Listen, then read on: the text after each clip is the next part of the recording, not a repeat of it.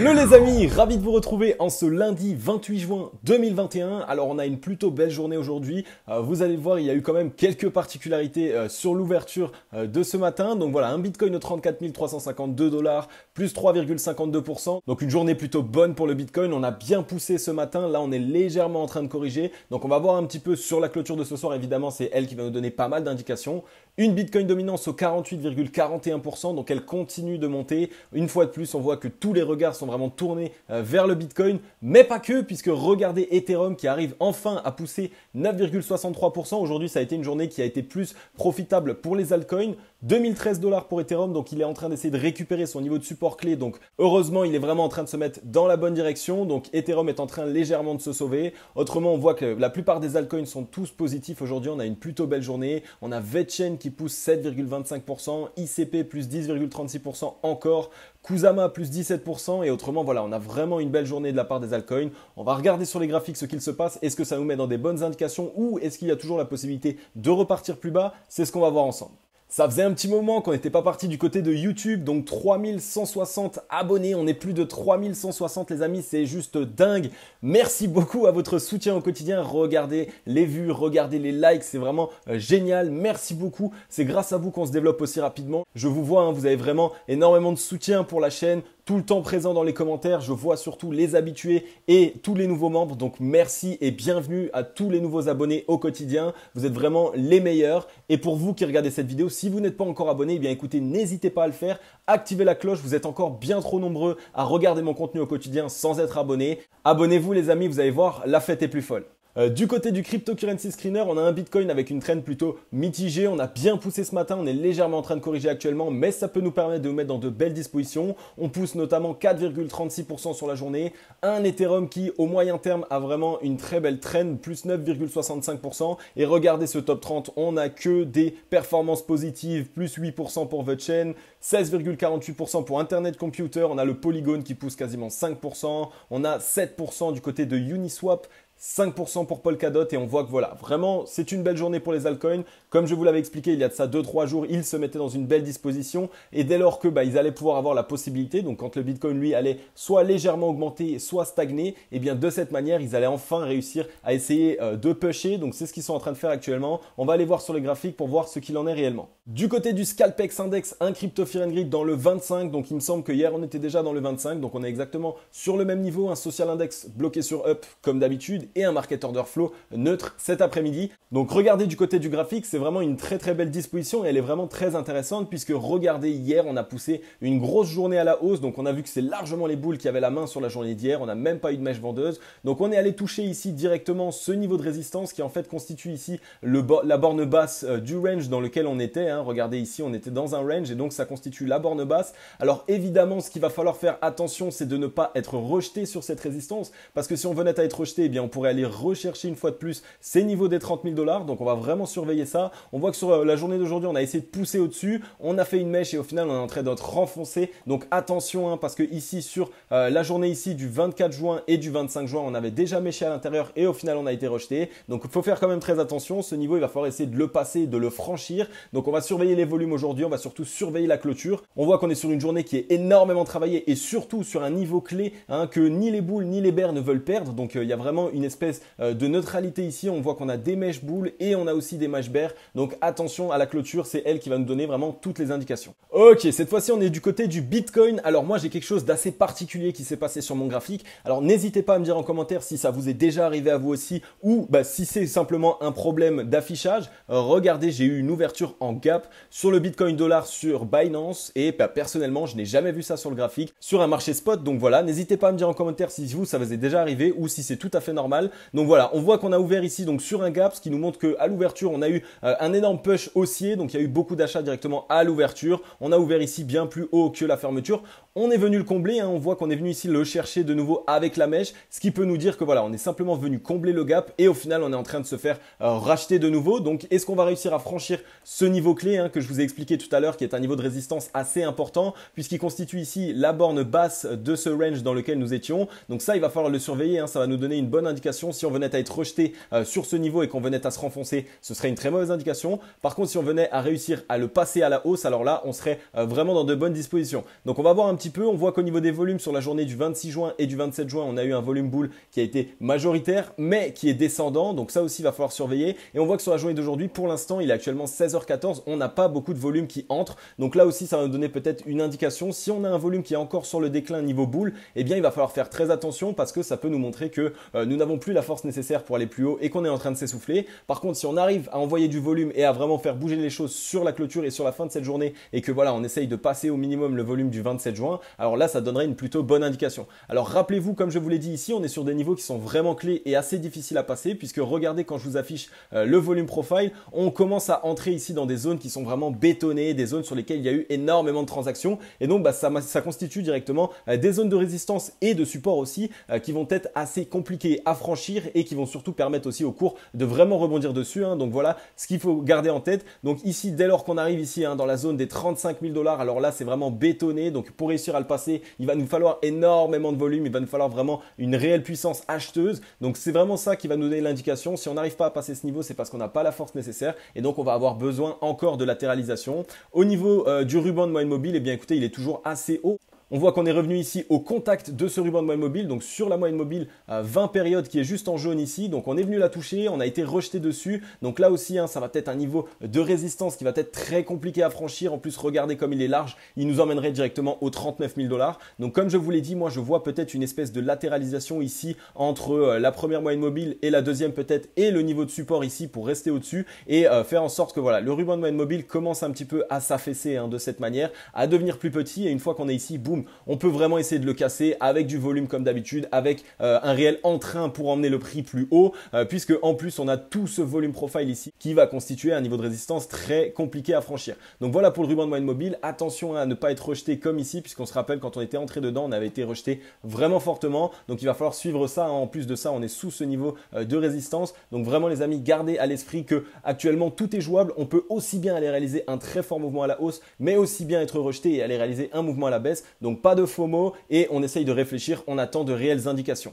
Du côté de la Bitcoin dominance, on est toujours ici dans cette période où on est en train légèrement de stagner, on n'arrive pas à prendre de décision, mais c'est tout à fait normal. On était venu ici s'asseoir sur le niveau de support. Dès lors qu'on est venu le toucher, on voit qu'on a récupéré de la force, on a commencé à faire des bougies qui étaient vraiment pleines à l'achat, donc ça nous montre que les acheteurs sont vraiment présents. On voit que pour l'instant on a une bougie qui est rouge mais qui commence à être achetée. On a pas mal de volume qui commence à entrer là ici sur les 3 derniers jours, donc il va falloir suivre ça aussi. Ça peut nous permettre d'avoir un mouvement haussier assez important. Alors pourquoi est-ce que je vous analyse la Bitcoin dominance? Je vous le rappelle, pour les débutants qui ne savent pas, la Bitcoin dominance, c'est un indicateur qui va nous permettre de savoir s'il vaut mieux se positionner sur le Bitcoin lui-même ou sur les altcoins. Et c'est vraiment pour trouver en fait quel actif va réaliser les meilleures performances. Si la Bitcoin dominance, elle est élevée, eh bien ça montre que le Bitcoin lui va nous réaliser des mouvements assez importants. Tandis que si elle est basse, eh bien ça nous montre que c'est plutôt les altcoins sur lesquels les liquidités vont être déversées. Et de cette manière, ça va laisser place aux altcoins de réaliser de grosses performances. D'accord? Au niveau du ruban de moyenne mobile, du coup, sur la Bitcoin dominance, on voit qu'on est largement au-dessus, qui est monté ici à ce niveau de support, donc qu'on était venu valider.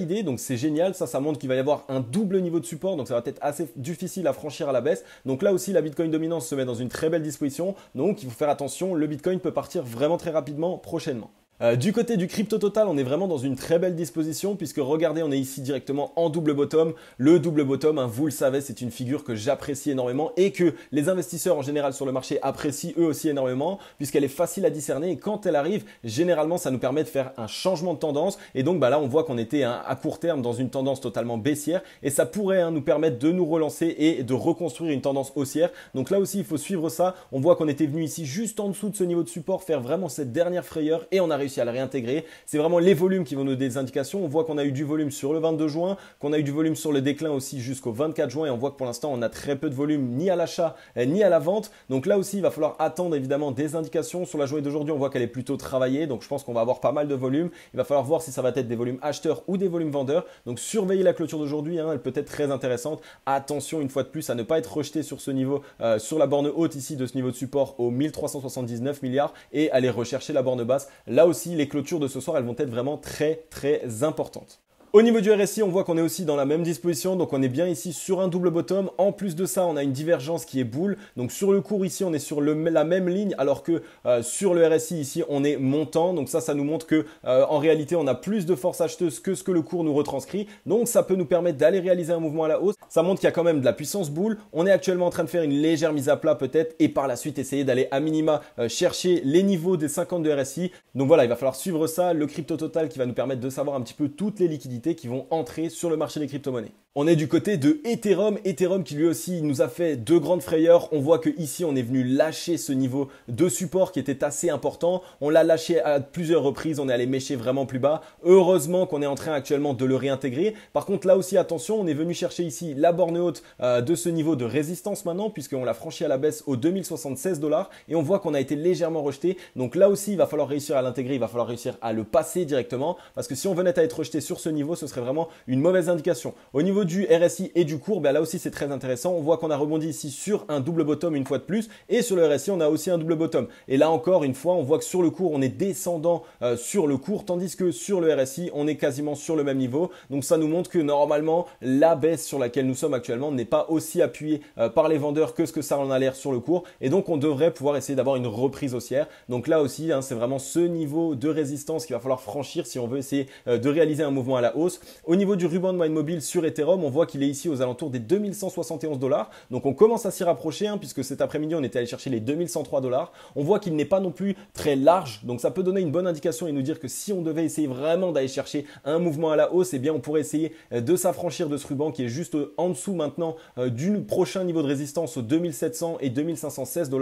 Donc là aussi il y a pas mal de niveaux qu'il va falloir essayer d'aller s'affranchir sur Ethereum pour réussir enfin à se mettre dans une belle disposition. Donc on va essayer de suivre ça comme d'habitude. Et au niveau des volumes que je ne vous avais pas affiché, on voit qu'on a 3 jours de volume pour l'instant qui sont quasiment au même niveau. Donc là aussi, c'est ça qui va nous donner l'indication puisqu'on voit que en termes de volume, ni acheteurs ni bulles ne sont vraiment présents actuellement sur Ethereum. Donc c'est la première équipe qui va réussir vraiment à s'affranchir assez généralement au-dessus de cette moyenne mobile 30 périodes sur les volumes qui va vraiment réussir à prendre le pas et à prendre la main. Donc gardez ça aussi en tête les amis. Le volume, ça va être vraiment l'indicateur pour nous dire quelle équipe va prendre la main ces prochains temps. Un rapide mot sur ADA Cardano, donc je vous l'ai passé hier et comme par hasard sur la journée de hier, du coup on a clôturé au contact de cette trend, on voit c'était une trend qui nous maintenait à la baisse depuis un certain temps, regardez à chaque fois qu'on venait à son contact, boum, on était rejeté, on vient à son contact, boum, on est rejeté et donc là hier on est allé directement à son contact, on a clôturé juste au même niveau, on a ouvert au-dessus, donc pour l'instant c'est une bonne indication, on voit qu'on est venu la retester ce matin directement sur la mèche et qu'on est en train d'essayer d'aller chercher un mouvement haussier un petit peu plus important, donc on va voir comment ça se passe,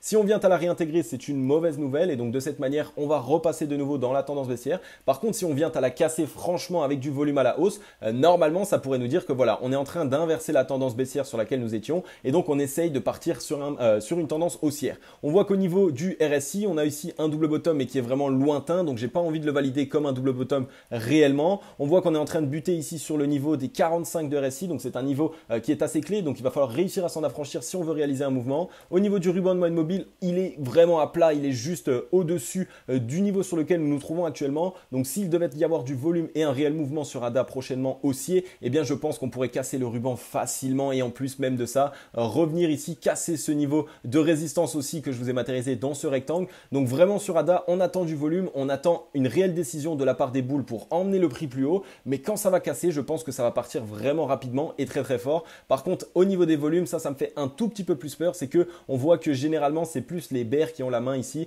Donc attention, il va falloir vraiment attendre qu'il y ait du volume bull qui rentre puisque regardez ici, sur la journée du 27 juin, elle a peut-être été assez jolie, mais on n'a eu aucun volume. Donc là aussi, il va falloir attendre les indications. Les volumes, une fois de plus, c'est eux qui vont nous donner toutes les indications nécessaires.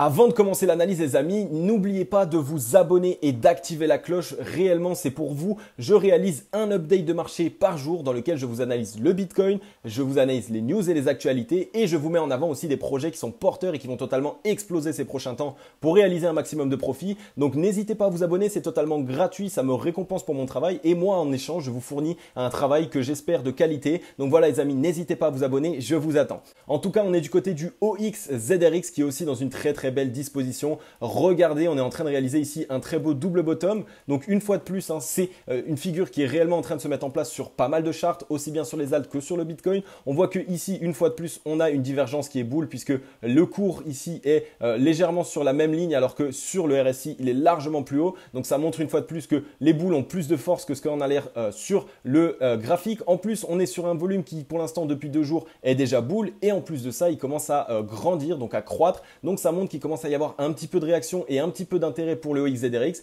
Et rappelez-vous, hein, ici par exemple pour le 2 juin et le 3 juin, on a eu pas mal de volume boule, donc ça montre qu'il y a eu de l'accumulation ici aussi. Donc voilà, on voit quand même les boules sont plutôt présents sur cet actif. Malgré la correction qu'on a subie à cause du Bitcoin, je pense qu'il devrait se relancer assez rapidement. Donc là, les volumes commencent à nous donner des plutôt bonnes indications. On va regarder au niveau du ruban de Mind Mobile. Il est juste ici au-dessus de notre net au 0,76 centimes et le haut est au 1,03 centimes. Donc lui est assez large, ça va être assez compliqué de le franchir comme ça directement. On va peut-être venir à son contact, être rejeté, peut-être faire une latéralisation en dessous pour que lui il vienne ici se mettre plus petit et là boum, on va essayer de le casser. Je pense que c'est vraiment de cette manière. Donc OX, il va falloir surveiller les volumes. On va attendre hein, vraiment de venir tester à minima la première fois ce ruban de moyenne mobile avant de vouloir entrer en position parce que je ne pense pas qu'on pourrait le casser comme ça du premier coup. Dès lors qu'on va être rejeté du ruban de moyenne mobile, qu'on va faire une latéralisation, alors là ce serait vraiment un bon point d'entrée selon moi. Donc surveillez bien OXZRX une fois de plus. Les volumes vont nous donner de très bonnes indications. Gardez-le en tête. Alors, vous avez été nombreux dans les commentaires à me demander d'analyser le VeChain, donc c'est ce que je vais faire directement aujourd'hui pour vous.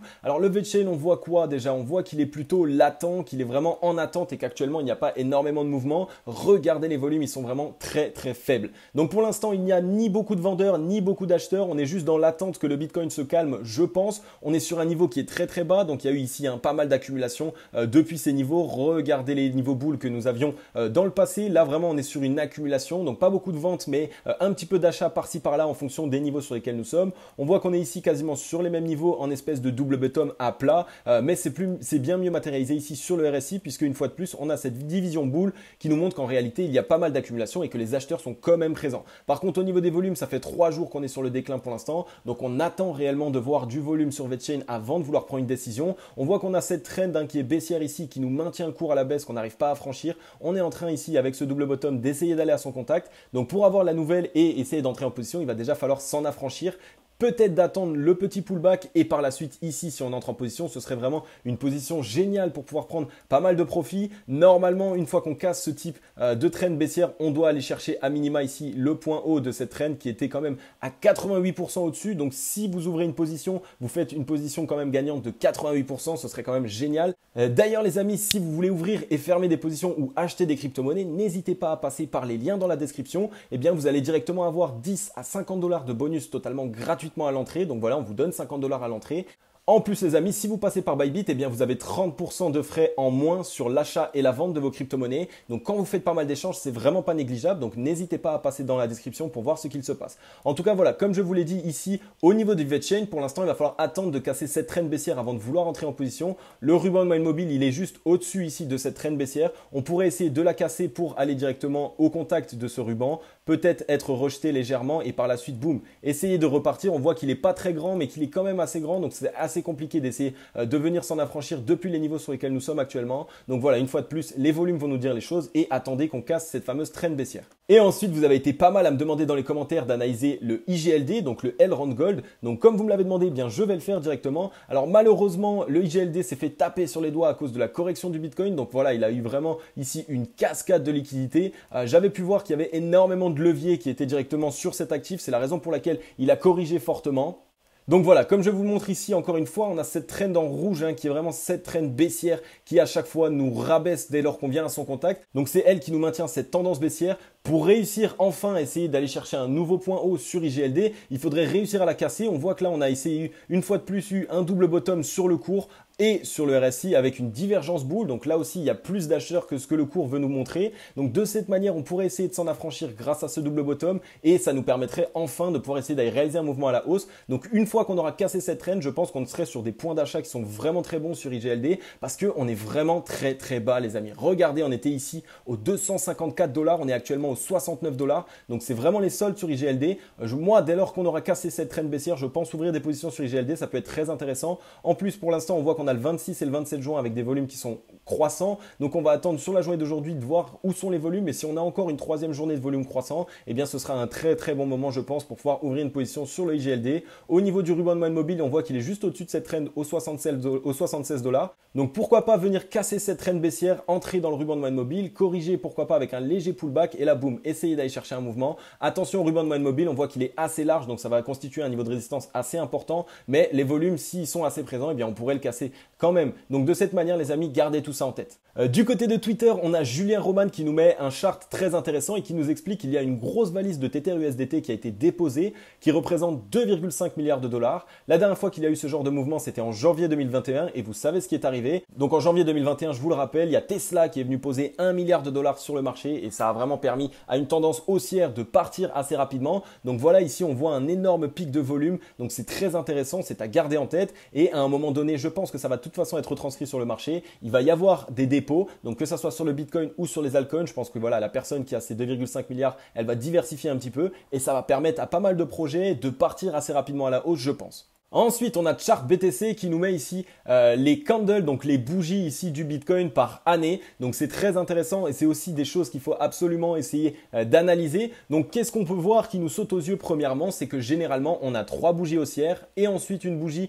de correction. Donc 3 années haussières, une année de correction. 3 années haussières, une année de correction, 3 années haussières. D'accord? On voit que là on est en train d'être légèrement rejeté sur cette année. On a pour l'instant réalisé seulement 18% de hausse, mais ce qu'il faut absolument voir et qui saute aux yeux aussi, c'est que généralement la troisième année haussière, donc celle qui va précéder l'année de correction, eh bien c'est celle qui a les plus grosses performances généralement, puisque regardez cette bougie ici, 5429% de hausse. Ici on a cette énorme bougie aussi juste avant l'année de correction, plus 1355% de hausse aussi, alors que là cette année on est à peine à 18% de hausse. Donc est-ce que ça va être encore une fois une spécificité de ce bull run et on va avoir une année plutôt mitigée avec pas énormément de performance, voire même une année correctrice avant d'avoir les 3 années de hausse, ou est-ce qu'on est vraiment ici dans un énorme piège que tous les gros institutionnels veulent rentrer cette année et donc on est en train d'essayer de shorter un maximum pour arriver sur des points les plus bas possibles pour que toutes les mains faibles aient lâché leur position et au final on va avoir une année éclatante, explosive puisque énormément de gros portefeuilles viennent se positionner. Alors là il y a vraiment 2 scénarios et 2 cas de figure que peut nous offrir ici ces yearly candles. Il faut vraiment les garder en tête, c'est très intéressant. Et rappelez-vous ici on voit que on a ouvert ici, on est allé descendu au plus bas sur cette année aux 27 734 $ et on a ouvert cette année donc en janvier 2021 à 28 993 $. Ce qui veut dire qu'on est simplement allé retester nos plus bas de janvier, donc sur l'ouverture de janvier pour retester un petit peu ce niveau-là et au final on est en train légèrement pour l'instant de repartir. Donc c'est possible qu'on soit ici allé chercher simplement le point sur l'entrée donc en 2021 quand vraiment tous les institutionnels ont commencé à rentrer et qu'ils ont mis des grosses positions, donc ça prouve qu'on était sur des niveaux vraiment acceptables par les gros portefeuilles et donc on est revenu les chercher et ça montre qu'il y a encore énormément d'accumulation qui a été faite sur cette correction. Donc voilà, on va voir un petit peu est-ce que on va encore avoir une troisième année explosive comme il y a toujours eu ou est-ce qu'il va y avoir une spécificité sur ce bull run. Ok les amis, j'en ai fini avec cette vidéo. Comme d'habitude, j'espère qu'elle vous aura plu un maximum. Merci beaucoup à votre soutien au quotidien. Je sais, vous devez devenir fou tellement je vous remercie. Mais c'est assez dingue de la manière dont on se développe. J'en ai parlé encore avec des personnes qui sont actuellement et qui ont lancé déjà des chaînes YouTube depuis pas mal d'années. Et eux, ils ont eu du mal à se lancer au début. Nous, on est déjà en train d'exploser. Je vois qu'il y a de plus en plus de personnes qui sont présents dans les commentaires. Je vois que vous êtes tous fidèles. Donc merci beaucoup. Je sais pas comment vous remercier. Je vous ferai pas mal de cadeaux prochainement. Ça arrive les amis. C'est dans mon sac. Ne vous inquiétez pas. En tout cas, voilà. Merci beaucoup pour votre soutien. Si vous avez kiffé la vidéo, n'hésitez pas à mettre un gros like. N'hésitez pas à me mettre un commentaire et à me dire si vous avez des projets que vous aimeriez que j'analyse dans les prochaines vidéos. En tout cas, voilà, comme d'habitude, passez une agréable journée ou une agréable soirée. C'était Cryptologique. Ciao, bye bye.